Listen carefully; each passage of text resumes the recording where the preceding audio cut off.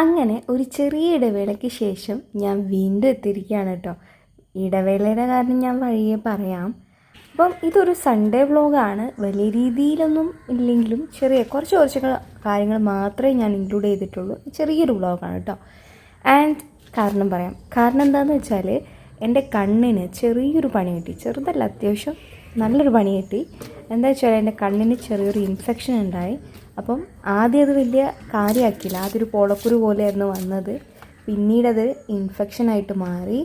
And ഇപ്പം അത്യാവശ്യം നല്ല രീതിയിൽ അത് ഇൻഫെക്റ്റ് ആയിട്ടുണ്ട്. ഡോക്ടറെ കാണിച്ച സമയത്ത് അതാണിപ്പോൾ സ്പെക്സൊക്കെ വെച്ചത്. അങ്ങനെ ഒരാഴ്ചയായിട്ട് ഞാൻ ഓഫീസൊക്കെ ലീവാണ് കേട്ടോ. ആൻഡ് നമുക്ക് കാര്യത്തിലേക്ക് കിടക്കാം. അങ്ങനെ രാവിലെ അതേ അച്ഛനും അമ്മയും അടുക്കളയിലുണ്ട്. അവർ നമുക്ക് ഇന്ന് അവരെവിടെയോ പോകുന്നുണ്ട്. അപ്പോൾ അതുകൊണ്ട് ഉച്ചക്കത്തേക്കുള്ള ഫുഡും കൂടി അവർ രണ്ടാളും കൂടി പ്രിപ്പയർ ചെയ്യാണ്. പിന്നെ എനിക്ക് വലിയ പണികളൊന്നും ഇല്ലായിരുന്നു. എനിക്ക് കണ്ണിന് വയ്യാത്തതുകൊണ്ട് നമുക്ക് റെസ്റ്റാണ്. ഇപ്പോൾ ഓക്കെ ആയിട്ടുണ്ട്. നാളെ മുതൽ ഓഫീസിൽ പോയിട്ട് തുടങ്ങണം. കണ്ണ് റെഡി ആയിട്ട് വരുന്നുണ്ട്. ചുവപ്പൊക്കെ മാറുന്നുണ്ട്.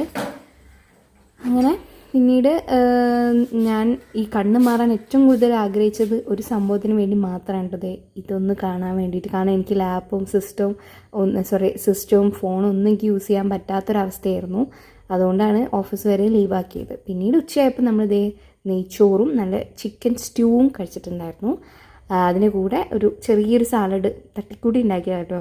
കക്കിരി സവാളയൊക്കെ വെച്ചിട്ട് അങ്ങനെ അത് കഴിച്ചു. നല്ല ടേസ്റ്റ് ഉണ്ടായിരുന്നു. പിന്നെ അത് കഴിഞ്ഞപ്പോൾ എനിക്ക് പ്രത്യേകിച്ച് പണികളൊന്നുമില്ല. ആൻഡ് ത്രൂ ഔട്ട് ഇങ്ങനെ കണ്ടിരിക്കാനും പറ്റില്ല. കണ്ണ് റെസ്റ്റ് കൊടുക്കണം. പിന്നെ ഞാനിത് ഇപ്പോൾ തുടങ്ങിയ ഒരു ഹോബിയാണ് കേട്ടോ. അത് ഇങ്ങനെ വരയ്ക്കാനുള്ളത്. എന്താണ് സെൻറ്റാങ്കിൾ ആർട്ട് എന്ന് പറയും. അപ്പം അത്രയേ ഉള്ളൂ. ബൈ.